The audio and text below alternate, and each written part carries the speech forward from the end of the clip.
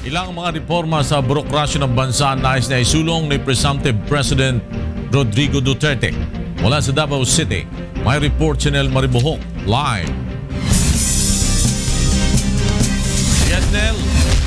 Flor, dalawang bagong departamento ang nais na isulong ni Presumptive-elect President Rodrigo Duterte kapag formal na siyang naupo bilang Pangulo ng bansa. Ito ang pagkakaroon ng Department of Overseas Workers na tututok sa mga Pilipino nagtatrabaho sa ibang bansa, kung saan ang partikular na trabaho na ito ay maihiwalay sa kasalukuyang Department of Labor and Employment.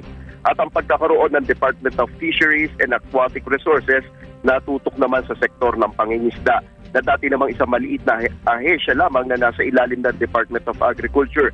Ito ang inihayag ni Duterte kasabay ng pagkakatalaga kay Silvestre Bebot Delio III bilang incoming Secretary ng Department of Labor and Employment. Matatandaan na una na ring nagpahayag ng posisyon si Duterte na may kaugnayan sa sektor ng paggawa, kung saan nais niyang magkaroon ng reforma rito kabilang na ang pagtatanggal sa sistema ng contractualization. Flor? Nel Maribohok, nagulat mula sa Davao City.